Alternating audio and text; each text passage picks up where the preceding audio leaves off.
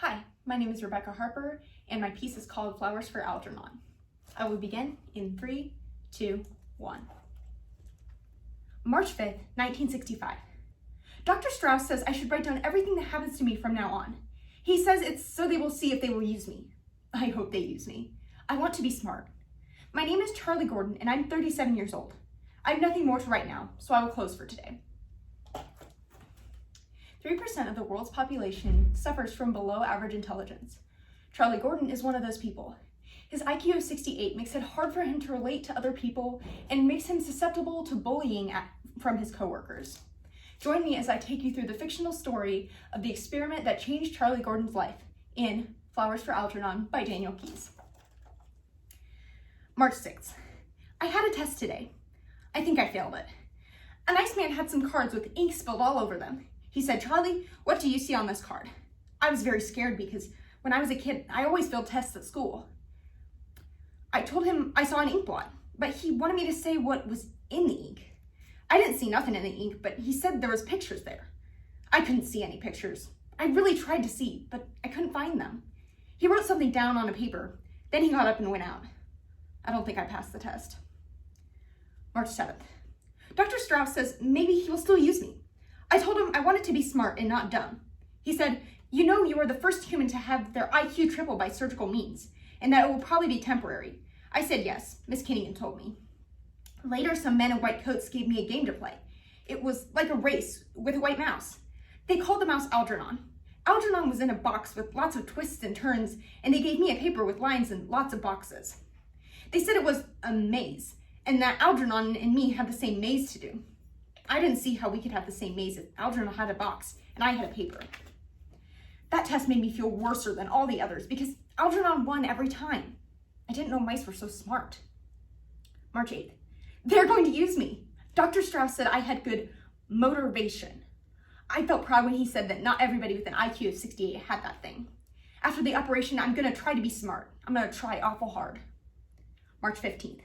The operation didn't hurt. He did it while I was sleeping. But nothing is happening. I have lots of different kinds of races with Algernon. He always beats me. March 23rd.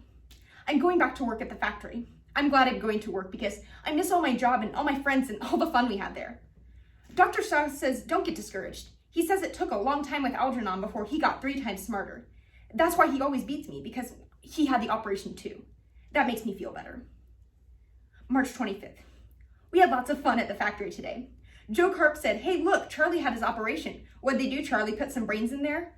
Then Frank Riley said, "What did you do, Charlie? Forget your key and open the door the wrong way?" They are really my friends and they like me. This morning, Amos Borg used my name when Ernie lost a package. He said, "Ernie, my goodness, are you trying to be a Charlie Gordon?" I don't understand why he said that. I never lost any packages. March 28th. Dr. Strauss came into my room today. He said that soon Miss Kinney will come to the hospital to teach me special. April 3rd. I have a headache from the party. My friends from the factory invited me to go for some drinks last night. I had a good time. Joe Karp said I should show everyone how I mop out the toilet in the factory. I showed them and everyone laughed. I can't wait to be smart like my best friends Joe Karp and Frank Riley. I think I went out to buy a newspaper and a coffee for Joe and Frank, and when I came back, there was no one there. I don't think I'll drink anymore. April 6th.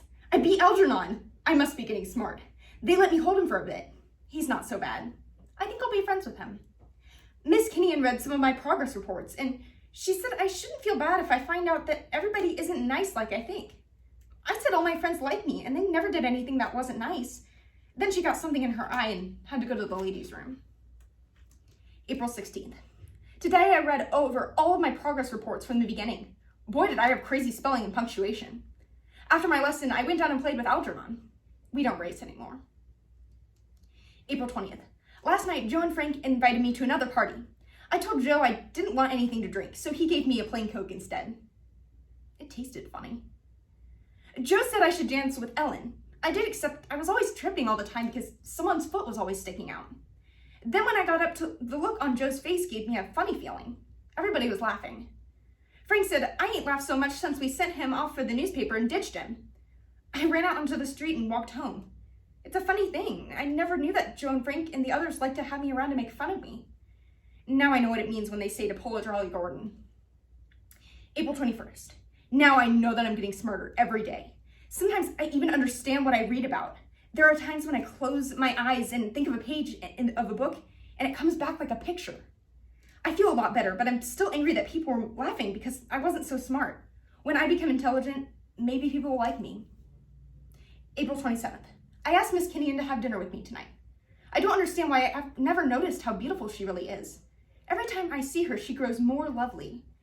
She said I was coming along so fast that soon I'd be leaving her behind. The thought of leaving her behind makes me sad. April 30th. Mr. Donegan said it would be better if I left my job at the factory.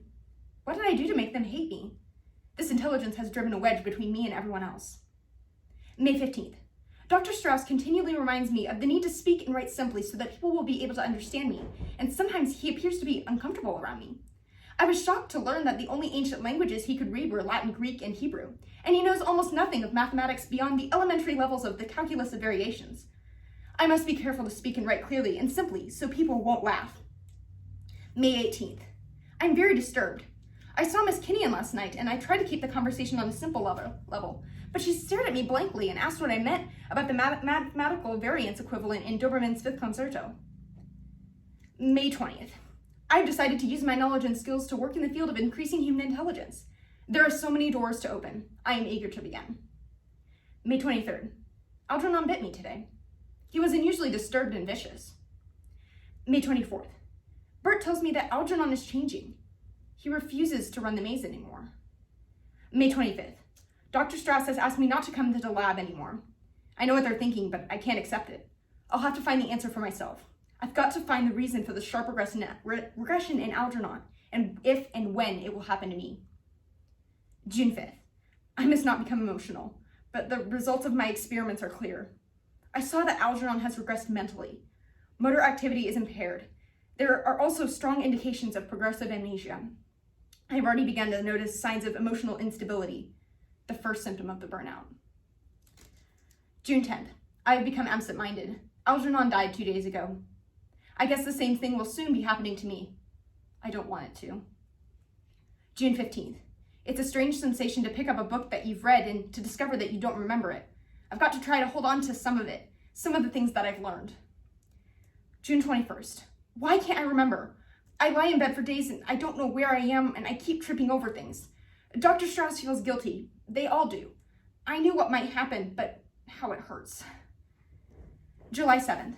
It's all slipping away. I keep saying over and over that I've got to do something, but then I forget. My landlady, Mrs. Flynn, is very worried about me. That's why I'm moving to New York for good.